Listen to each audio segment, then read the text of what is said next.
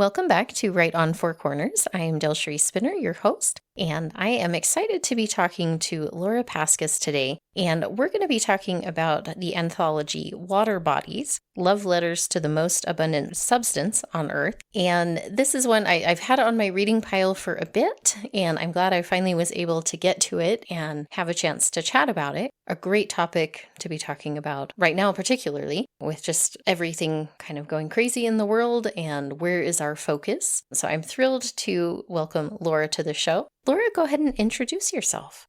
Yeah, thank you so much for having me. I really appreciate it. I'm a longtime writer and reporter, producer, and I live in Albuquerque. I wanted to ask you a little bit before we jump in just about your writing history and what drew you to this area and how you got interested in the topic of the anthology. I'm not from New Mexico. I moved here in 1996. I planned to stay here for 1 year. I had just graduated with a bachelor's degree in anthropology, and I came out here to do contract archaeology. And I planned to stay for one field season and then kind of go back east. And I fell in love, like so many people do, with New Mexico. And I ended up doing field work for many years and also tribal consultation. And then in 2002, I transitioned to journalism and went to work for High Country News. I felt like I had really learned so much about the landscape and communities and some of the challenges that communities are facing and environmental threats. And I was like, yeah, I really feel like I need to write about these issues for the public versus writing reports for the government that kind of went into a filing cabinet. I could see that, wanting to see what you were learning and reporting on in your previous work and feeling like that wasn't always going anywhere and getting out to people who I think, like, in our day-to-day lives, we don't always think about the natural world around us and how it affects us and the future of it. It's just kind of, we get caught up in our day and we kind of don't stop and think about the changes and the impacts as much as I'm sure most of us should be thinking about it more. And being more aware and considerate of what's going on around us. I can definitely see wanting to shift your focus to sharing that information where hopefully more people are paying attention and it's getting out into the public consciousness a little bit more. I think that can be a little bit challenging in New Mexico, particularly for a variety of reasons. But how have you felt the reception of reporting more focused on the natural world and climate change and kind of those complex interactions that we're seeing as far as like the communities in the state? How do you feel like that has been received during your time in journalism?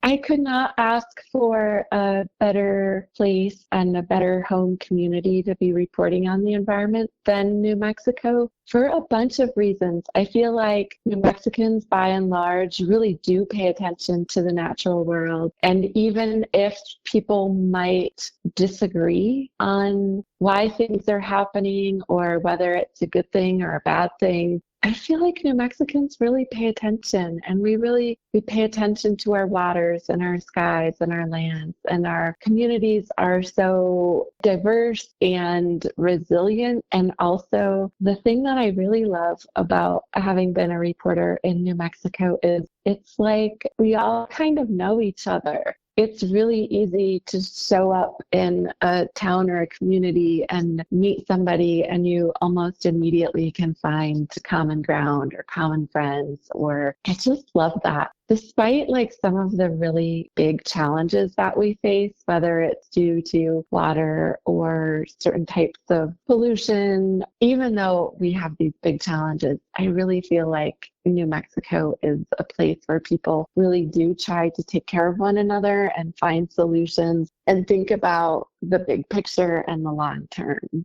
I think we have kind of an interesting perspective in this area because we rely so much on water, for one. Like, there's just not much of it here, so we have to pay attention to it, or there can be some pretty quick and impactful consequences of the water system having a problem or lack of water. I saw just probably like a week or two ago that Durango is already enacting stage 1 water restrictions, kind of anticipating the summer being very dry. And, it's something that if we don't pay attention to it, it can really come back to bite us in the butt pretty quickly. Yeah. But like you said, there are competing interests in a lot of the factors affecting water and resources in this area, whether that's, looking at, does the water go to agriculture or to other areas? What do those restrictions, how do they impact people and businesses and different things, and commercial versus private? We see that a lot here with some of our industries in the state. It can create a lot of conflict if people aren't willing to discuss and be open to new ideas. Have you had to navigate some of that on the journalism side as far as dealing with the conflict that can come from how to manage the natural resources here? Yeah, for sure. Over the course of my career, I can think of a few stories that I worked on over time that were really contentious. And kind of the big one was oil and gas development in the Four Corners in the San Juan Basin. And it's really complicated. And yet it's also, I think, a matter of respect as well, respect for the people who live in the Four Corners, respect for the land and the water and the future generations. That's a really challenging issue for sure. And now increasingly in the Permian Basin in the southeastern part of the state. I was recently just thinking about some of the issues around coal in the Four Corners as well, including the proposed desert rock power plant maybe 15 years ago that was eventually defeated. And of course, you mentioned water. This is going to be a really, really bad year. Everybody knows this, right? We had almost no snowpack. We're past peak runoff, which was not peak by any means. It's already so hot.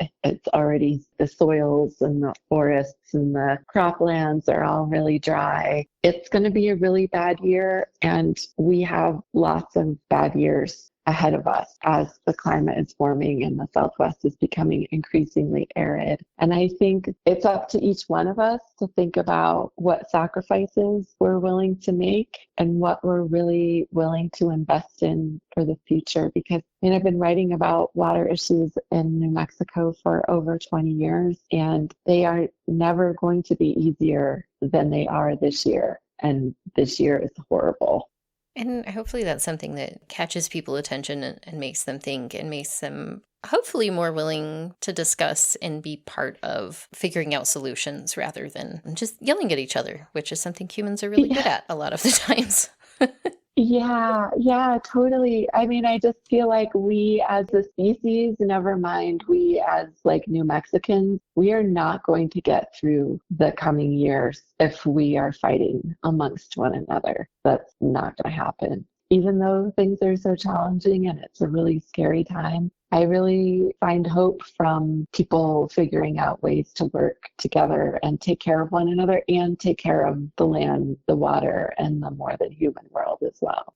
Well, and one of the things that I loved about this anthology was that it's a very approachable way to talk about water and its importance in the community from different perspectives and in different forms. You have a variety of different things in the anthology. And so before I dive into that, I wanted to ask you, how did you get involved in this project and where did the idea come from?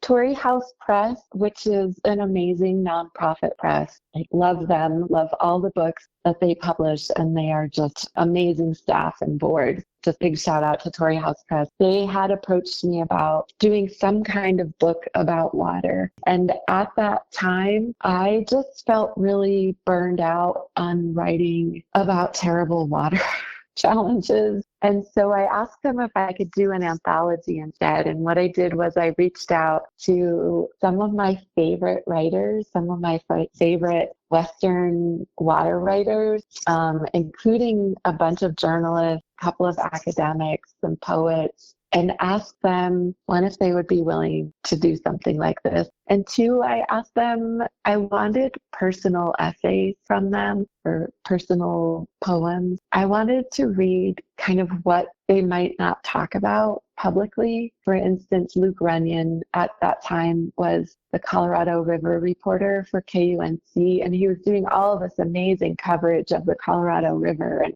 the crisis on the Colorado River. And I was like, I want you to write like a really personal essay about water. And my gosh, like all of those contributors just delivered. They all wrote such beautiful and personal and loving essays and poems. And my hope really continues to be with this anthology is that anybody who reads it, all of us have personal stories about water and how we love our special waters and why our water bodies are important to us. And I really hope that people would pick up this book and read these stories from these like brilliant people and think, I have stories, I have poems, I have like in my secret weirdo world, I like to imagine that somebody like puts the book down and thinks, I'm going to write a love letter to water, or because we all have those stories and everybody's story is valuable and beautiful.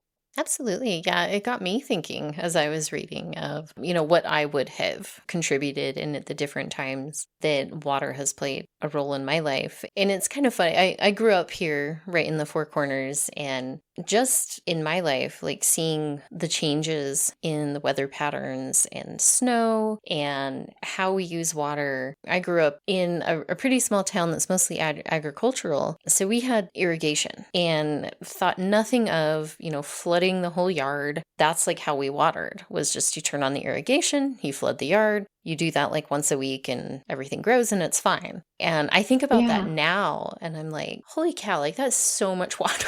like, I did a couple years ago, like I got rid of the grass in the backyard, and I plan for this summer, if I can get myself together, is to, I kind of let everything die except for my trees. And because I was just like, it just makes no sense to keep trying to water all this stuff and keep it alive. It's just, this is not the right climate for that. What am I doing? And it was really expensive to pay for all that water to try to keep a yard alive. And so I've Yeah. put rocks down and kind of converting. This summer, I'm going to look for just native plants that don't need a lot of water once they're established and things like that. And it made me think about just that difference of growing up next to the river with irrigation, where, it just seemed like, there's plenty of water. Like it's right there. Don't really need to think about it. It's easy to waste the water and not really consider the consequences. And then living now more in town with city water, and you're paying for every drop. And wait a minute, none of this makes sense. What am I doing? Really shifts your Yeah. perspective when you go from one situation to the other. And of course, just being an adult versus a kid, I'm more aware of the water challenges in this area. Yeah, I'd rather not contribute to that problem by just senselessly wasting water in my day-to-day life as well. Yeah, I'm so curious. What are your favorite water bodies? Like, what are the waters that really, yeah, that you love?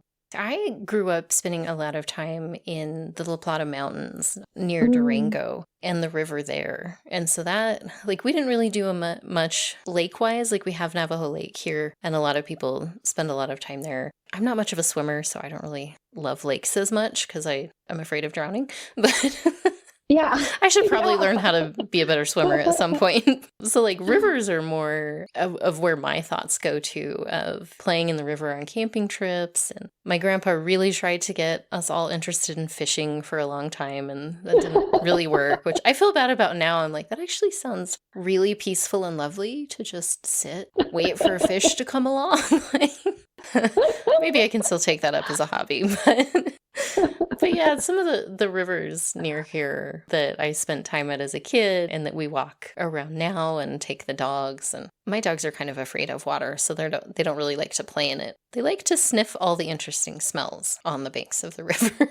Yeah, yeah, I love that. And I feel like there's sometimes, especially in New Mexico, I feel like there's like certain relationships with water that are like, okay, if you're an irrigator, if you're a rafter, really like all of us have relationships with water. And it can be the way that when it rains in your neighborhood, there's this one area that always has like a giant puddle that lasts longer than all the other puddles. Or Kate Schimmel in the book writes about snow patches. And I think it's kind of like how sometimes there's this idea that nature is out there, like you have to go and travel on an expensive vacation far away to see nature, but really it's in all of our neighborhoods. That was the other thing with water bodies. Like I wanted it to be really like personal and local versus, yeah, I flew in a tiny airplane and like parachuted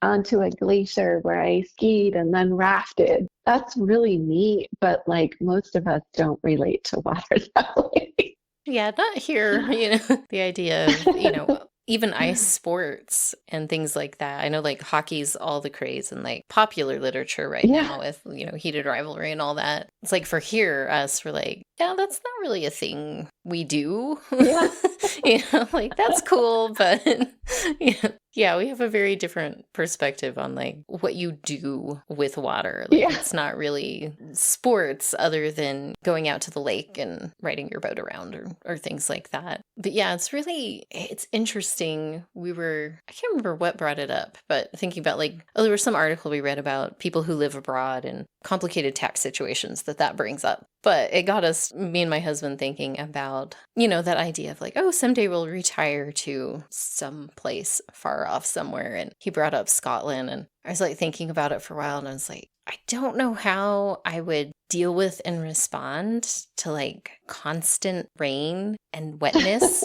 and everything being squashy and damp. I was just like, I don't know if I could handle that. I have spent pretty much all of my life in the Southwest. On some level, that just kind of sounds gross to me. Like, I don't know. I like things to be dry. That's so funny. It's like so much of our perspective of like where we come from and how we grow up. And it was really fun to see in this local ideas of how people relate to water and what they see within their own communities. And I was wondering, did anyone say no, they weren't interested, or they were too busy and they weren't able to contribute? What was that process like of trying to find a good collection of submissions that would, make the word count or the page count that you guys were looking for, and just how difficult or not difficult that was to get enough content from people? I was so lucky. There were a couple people I reached out to who I didn't anticipate would even write back. There were two people who I knew were like long shots, but every single person other than those two, every single person I asked said yes, except for one woman who just felt like she was too busy with other deadlines at that time. But everybody else like happily said yes. And as their pieces rolled in, I felt so fortunate to know all of these folks and to have built relationships over the years where I could ask people like, hey, send me a really personal send me a really personal essay. And they did. And yeah, I've often said what a privilege it is to be a reporter because, you go into people's communities and they talk to you, or you are curious about something and you interview a scientist. But the other privilege of being a reporter has been the relationships that I've built over the years with other writers. And I'm really thankful for that. I find that really interesting. The last person I talked to about editing an anthology, it was more of like an open submission process. And then having to Mm, kind of cull and weed out sounds harsh, because that makes it sound like they were just bad submissions, but where you've got to, go through everything and rate and rank and then narrow down your process. And these are people that they didn't know, is open to anybody who lived in the Southwest, basically. And I found that interesting because even when they got down to like, okay, we have 50 really solid good submissions, but they were breaking it into personal essays and poems and short stories, and they wanted a certain number of each. And so you're still having to say no to perfectly good stuff because maybe you had two on the same topic or something, and they were only accepting 8 short stories or whatever. And so it sounds like with this approach, with you reaching out to people, you kind of got to not have to deal with some of the culling process that might usually happen when editing an anthology.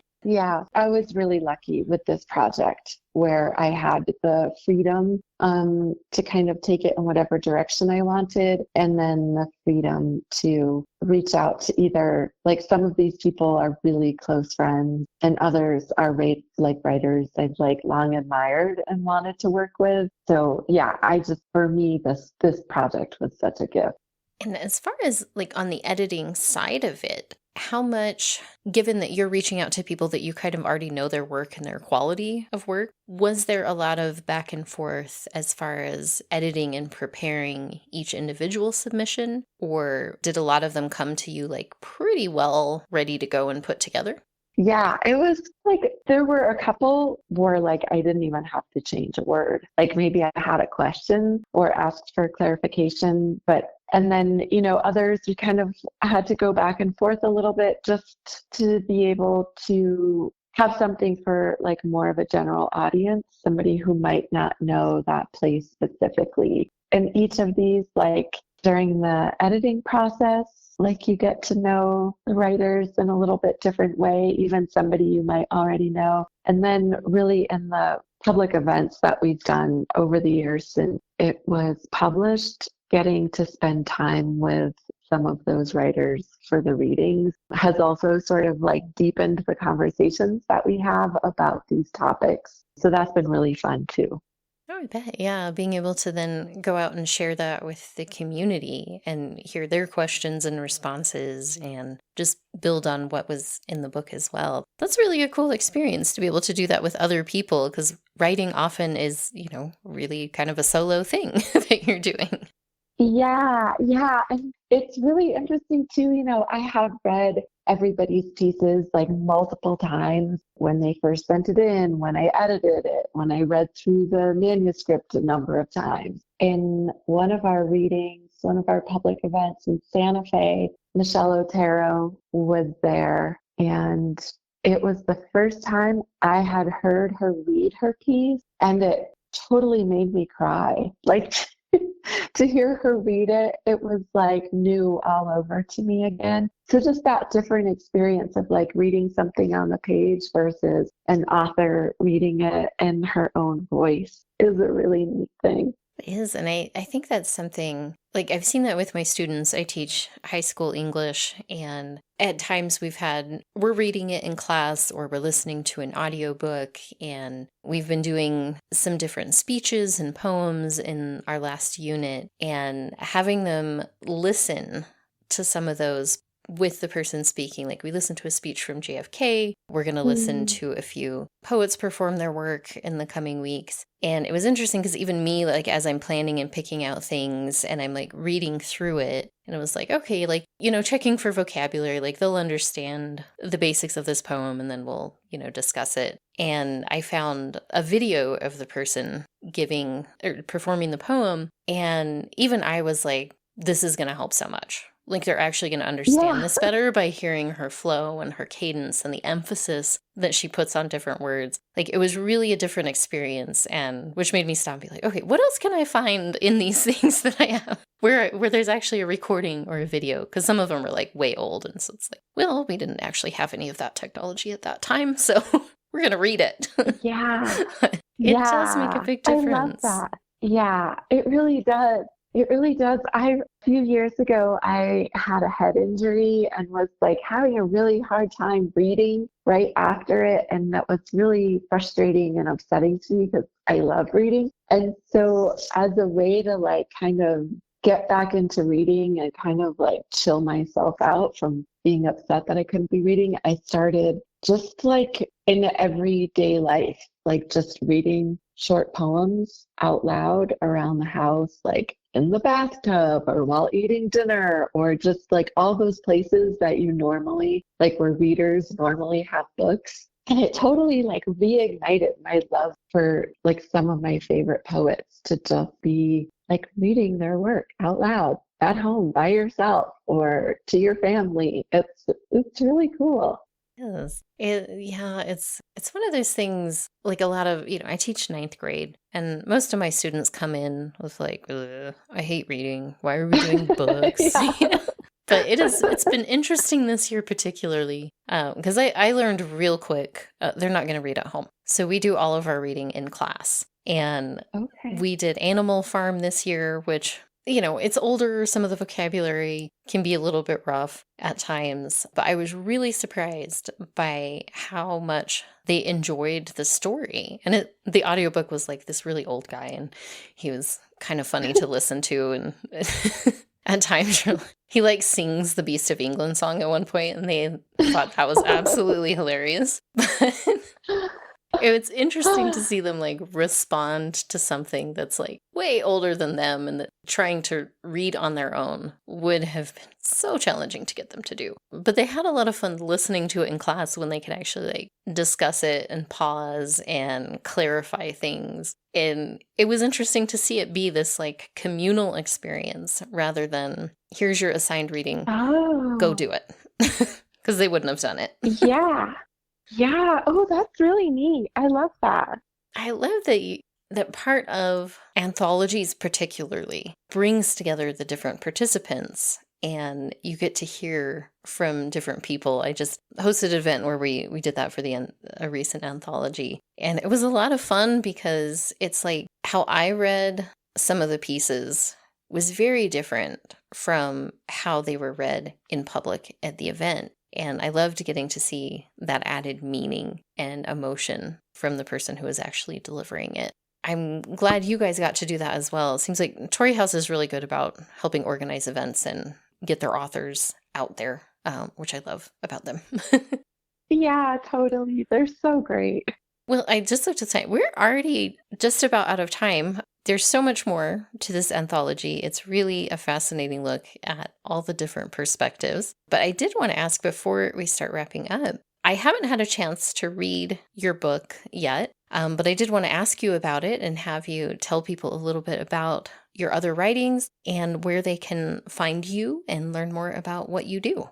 Yeah, so I have an earlier book called At the Precipice, New Mexico's Changing Climate, which came out in 2020 and unfortunately is like more relevant now even than it was then. So that for people who are interested in kind of like an overview about New Mexico, and so they can find that at independent bookstores or wherever you buy books. And I've worked in print, online, radio, and television, and I left New Mexico PBS after 8 years last year and have gone back to freelancing, and I'm working on a new book project and also teach at the University of New Mexico and also teach writing workshops. So I've kind of gone back to the hustle of doing a zillion different things, which I realize makes it hard for people to ever find one thing.